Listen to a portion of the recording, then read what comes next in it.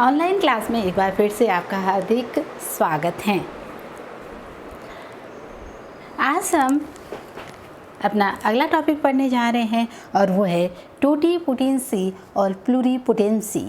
Totipotency क्या है, क्या इसके यूजेस हैं, और प्लूरीपोटेंसी क्या है और क्या इसके यूजेस हैं, इनके बारे में हम यहाँ पर बात करेंगे। क्योंकि हम जैव प्रौद्योगिकी को पढ़ रहे हैं तो जैव प्रौद्योगिकी एक ऐसा नया विषय है जहाँ पर हम अपने अनुसार इन विट्रो कंडीशन में नए ट्रांसजेनिक प्लांट्स, एनिमल्स तैयार कर रहे हैं। तो किस तरह से इनको तैयार किया जाता है? इनको तैयार करने के लिए, एनिमल्स ट्रांसजेनिक प्लांट्स बनाने के लिए कोई भी प्लांट की सेल की ज़रूरत पड़ेगी। तो उन सब चीज़ों को हम टिश्यू कल्चर को डिटेल में पढ़ने से पहले हम टोटीपोटेंसी को पढ़ लेते हैं कि टोटीपोटेंसी क्या होती है। यहाँ पर हम ये बात करेंगे, हिंदी में इसको कोशिकीय पूर्ण सख्तता कहा जाता है। टोटीपोटेंसी का मतलब यह है कि केवल एक सिंगल सेल, एक एकल कोशिका द्वारा, सिंगल सेल द्वारा संपूर्ण अंगों का निर्माण करना एक ऑर्गेनिज्म में। यानी एक सिंगल कोशिका है जो होल ऑर्गेनिज्म बनाएगी, पूरा जीव निर्मित करती है। इन कोशिकाओं को टोटीपोटेंट कोशिकाएं कहते हैं। जैसे स्पोर या जाइगोट, दो कॉमन एग्जाम्पल हमने यहाँ पर दिए हैं, स्पोर और जाइगोट, ये टोटीपोटेंट होते हैं। प्लांट टिश्यू कल्चर की अगर हम बात करेंगे तो हम लोग जानते हैं प्लांट टिश्यू कल्चर में हम एक सिंगल एक्स प्लांट लेते हैं और इससे संपूर्ण पादप को तैयार करते हैं। यानी कि एक सिंगल कोशिका से संपूर्ण पादप तैयार करना टोटीपोटेंसी कहलाती है और इन कोशिकाओं को टोटीपोटेंट कहा जाता है। टोटीपोटेंसी शब्द जर्मन वैज्ञानिक जी हैबरलैंड ने 1902 में दिया है। हम हैबरलैंड को फादर ऑफ टिश्यू कल्चर यानी उत्तक संवर्धन तकनीक के पितामह भी कहते हैं। इन्होंने 1902 में टोटीपोटेंसी शब्द का प्रयोग सबसे पहले किया था। लैटिन भाषा में से लिया गया है ये शब्द टोटीपोटेंसी, जो दो शब्दों से मिलकर बना है, टोटस यानी एंटायरली और पोटेंस मीन्स हैविंग पावर, यानी एक सिंगल सेल की एंटायर ऑर्गेनिज्म बनाने की क्षमता किससे जुड़ी है? टोटीपोटेंसी शब्द से जुड़ी हुई है। टिश्यू कल्चर में एक सिंगल सेल को हम लेंगे और वो सिंगल सेल अनस्पेशलाइज्ड सेल में बदलती है। एक्सप्लांट जो अनडिफरेंशिएट सेल में बदलता है उसको कैलस कहते हैं और फिर वो डिफरेंशिएट सेल यानी शूट और रूट में बदलकर होल प्लांट तैयार करता है। इसका मतलब कैलस सेल से संपूर्ण पादप विकसित हुआ तो कैलस को हम क्या कह सकते हैं? टोटीपोटेंट कह सकते हैं कि जो कैलस है वो क्या होगा? टोटीपोटेंट होगा।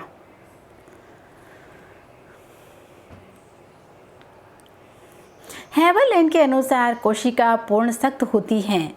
पादप कोशिका पूर्ण सख्त होती है, अर्थात एक कोशिका से संपूर्ण पादप बनाया जा सकता है। एक कोशिका संपूर्ण पादप बनाने की क्षमता रखती है।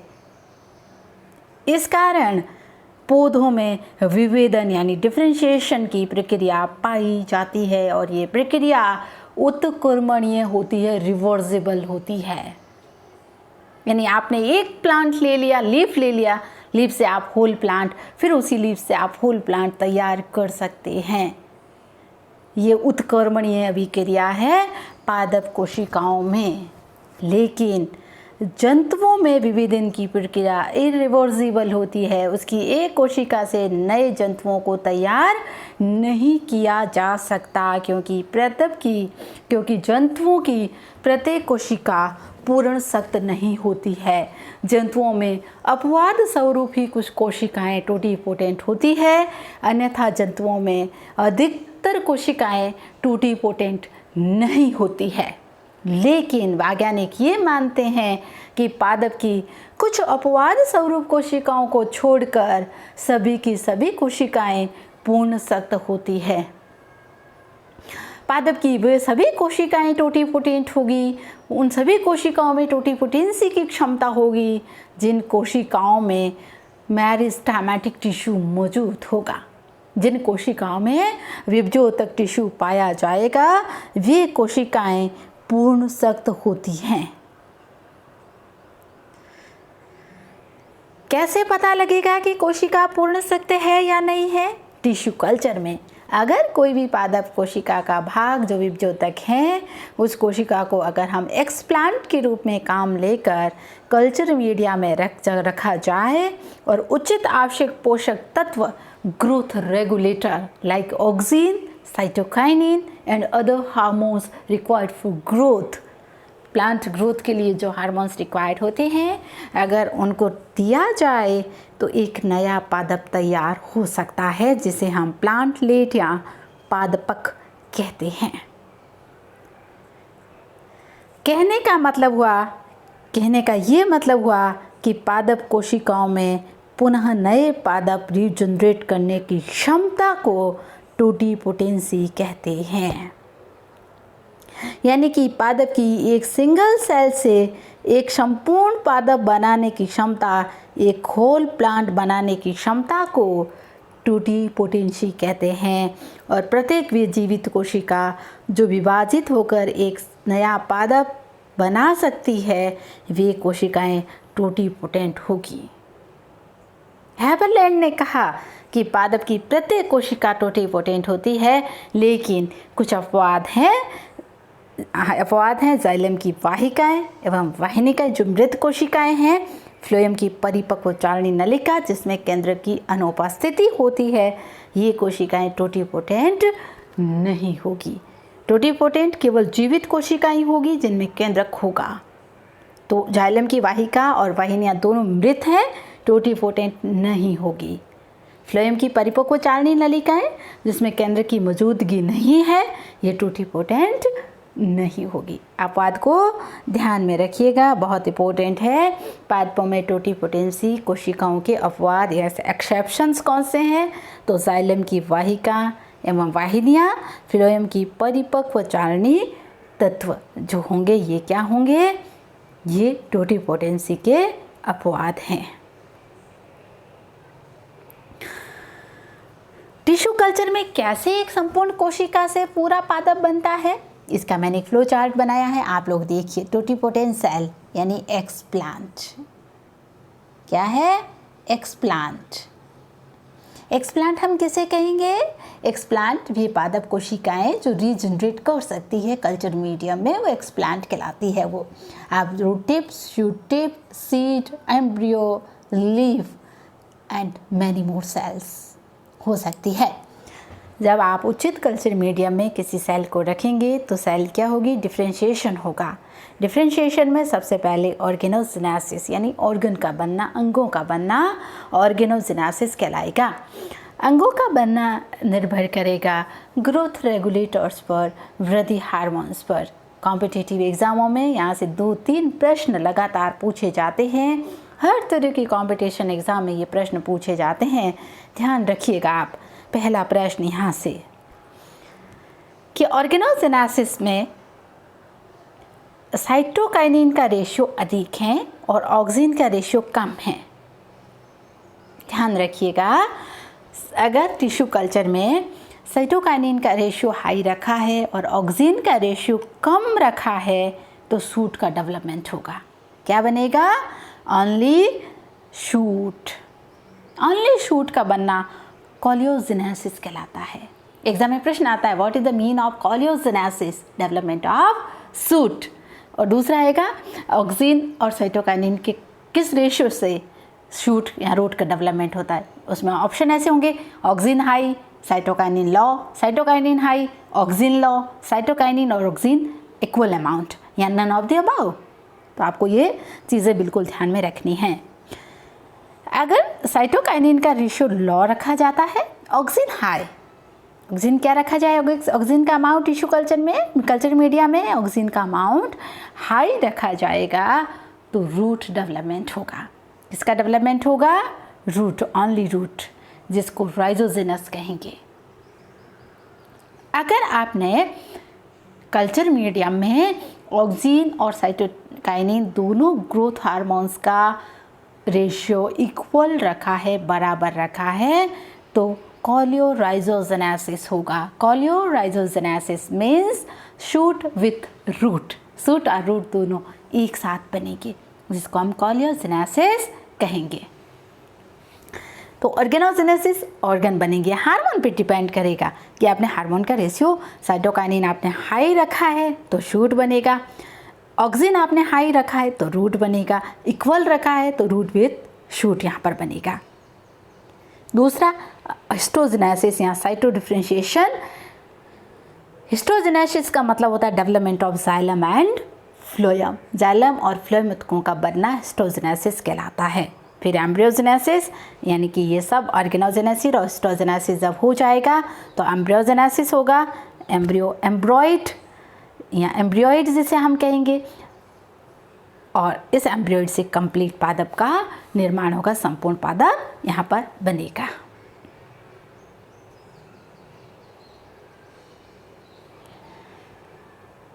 टोटिपोटेंसी को लेकर स्टीवर्ट ने 1964 में गाजर की रूट कोशिकाओं में से फ्लोएम को लेकर एक्सपेरिमेंट किया है। फ्लोएम टिश्यू को लेकर एक्सपेरिमेंट करके एक सिंगल कोशिका से होल प्लांट तैयार किया है गाजर का।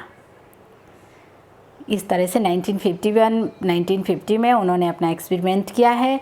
रूट लिया, उसको सेक्शन को काटा है, ट्रांसफर सेक्शन को काट कर 2 mg फ्रेगमेंट्स लिए फ्लोएम टिश्यू लिया है। यहाँ पर जो टिश्यू लिया वो कौन सा लिया है? फ्लोएम। उस फ्लोएम टिश्यू को न्यूट्रिएंट मीडियम में रखा है। न्यूट्रिएंट मीडियम में जब रखते हैं तो सेल डिफ्रेंशिएट होती है। सेल का डिफ्रेंशिएशन जब होगा, ये सेल डिफ्रेंशिएट जब होती है तो इन सेलों को, सेल का एक ग्रुप बनता है, ग्रुप ऑफ सेल्स बनती है जिनको हम कैलस कहते हैं। ठीक है, तो आपको ध्यान रखिएगा कुछ टर्म में, बायोटेक्नोलॉजी में टर्म को ध्यान में रखना है। ये सब कंडीशन इन विट्रो हो रही है। In vitro means condition conducted under laboratory में ये सब क्रियाएं हो रही है, इनको हम इन विट्रो कंडीशंस कहेंगे। और वे घटनाएं जो नेचुरल होती है, जो प्रकृति में होती है, उनको हम इन विवो कहते हैं। तो ये सब इन विट्रो हो रहा है। यहाँ पर एक्सप्लांट, जिसकी सहायता से हम होल प्लांट तैयार करेंगे, वो क्या कहलाएगा? एक्सप्लांट कहलाएगा। एक्सप्लांट को हमने कहाँ डाला है? कल्चर मीडियम में। कल्चर मीडियम में एक्सप्लांट आपने क्या लिया है? यहाँ पर फ्लोएम, स्टीवर्ट ने लिया है ना। स्टीवर्ट ने एक्सप्लांट क्या लिया? फ्लोएम। फ्लोएम की सेल डिफ्रेंशिएट होती है या ग्रुप ऑफ सेल्स बनाती है, इनको हम कैलस कहते हैं। Group of cells, undifferentiated group of cells, उनको हम, और फिर हम क्या करेंगे? ग्रोथ रेगुलेटर्स डालेंगे। ग्रोथ रेगुलेटर से ऑर्गेनोजेनेसिस होगा, और उसके बाद ग्रोथ रेगुलेटर से ऑर्गेनोजेनेसिस होने से पहले यहाँ पर एम्ब्रियोइड बनेगा। क्या बनेगा? एम्ब्रियोइड। एम्ब्रियो का निर्माण होगा, एम्ब्रियोइड बनता है, सोमेटिक एम्ब्रियो डेवलपमेंट होगा कल्चर में। एम्ब्रियो के बाद में ऑर्गेनोजेनेसिस होगा, और ऑर्गेनोजेनेसिस होने से रूट और शूट का डेवलपमेंट होगा। अगर मीडियम पर या सस्पेंशन मीडियम लिया है, suspension medium means liquid, solid नहीं है, सेमी सॉलिड मीडियम जो होगा उसको हम कहते हैं सस्पेंशन मीडियम।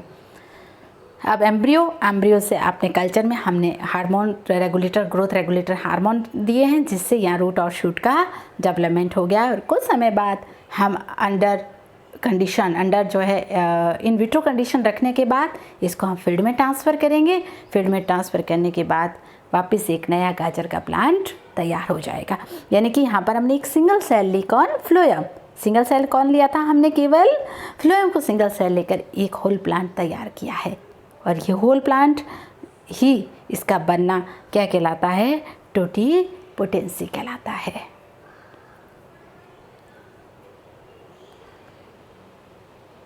तो स्टीवर्ट ने क्या किया? स्टीवर्ट ने गाजर लिया है, गाजर से इसके छोटे से भाग को सेक्शन कट किया, उसमें से फ्लोएम टिश्यू को लिया है, फ्लोएम टिश्यू को कल्चर मीडियम पर ग्रोथ करवाई।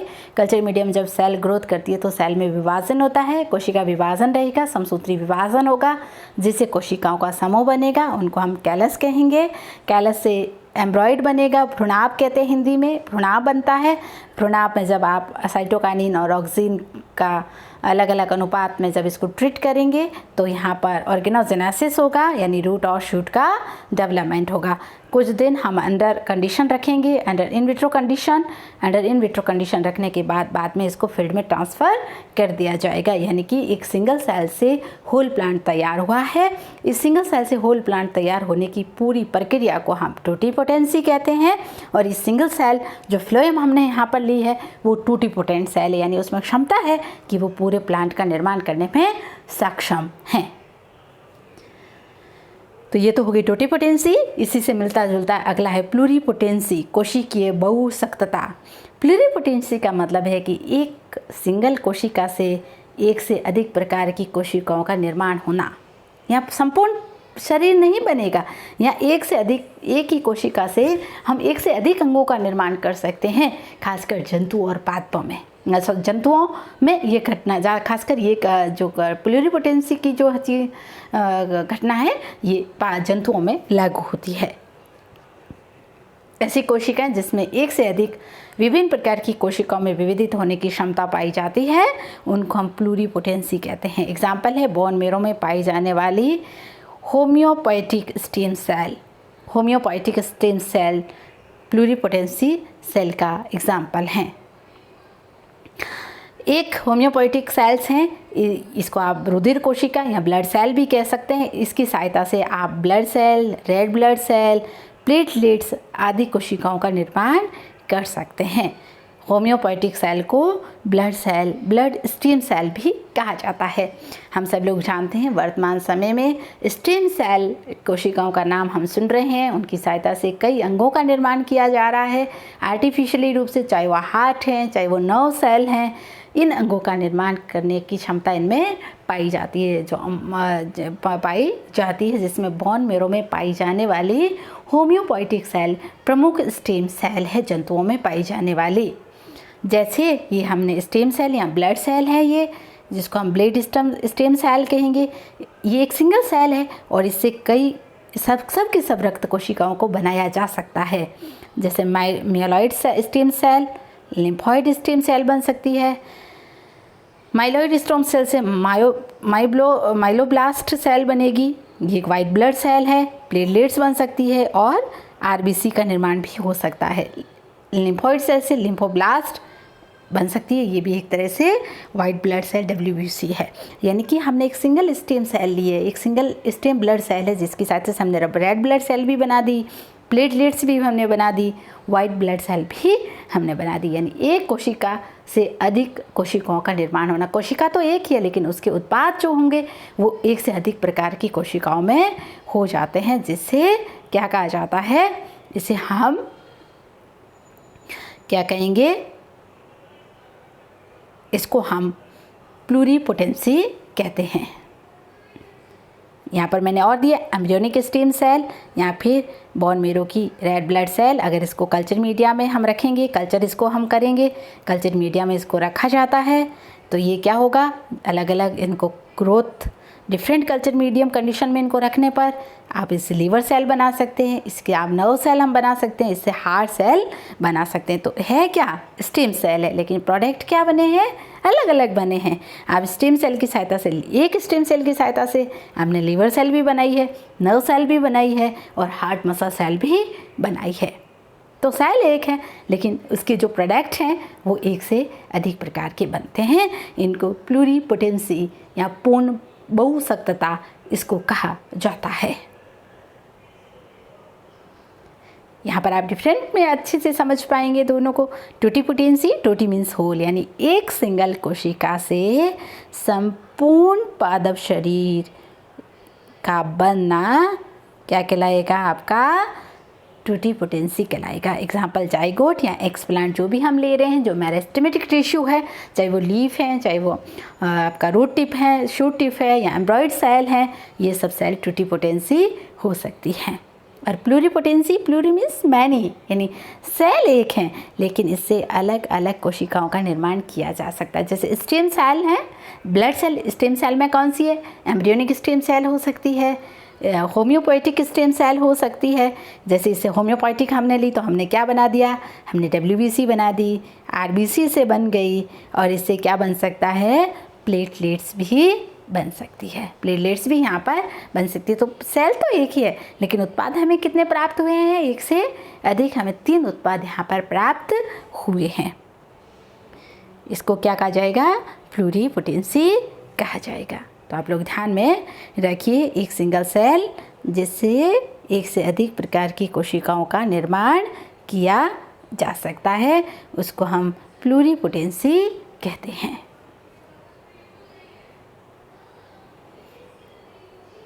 तो एग्ज़ाम में सीधा सा प्रश्न आता है, प्लूरीपोटेंसी क्या है, और इसको आप एक्सप्लेन कीजिए। या प्लूरीपोटेंसी या टूटीपोटेंसी क्या है, एक्सप्लेन कीजिए। तो आप आराम से इसको पढ़िए, स्टीवर्ड का प्रयोग पढ़िए। स्टीवर्ड के प्रयोग को एग्ज़ाम में लिखना ज़रूरी है। दोनों में डिफरेंस भी आप लोग देखिए कि प्लूरीपोटेंसी और टूटीपोटेंसी में क्या डिफरेंस होता है। Thank you.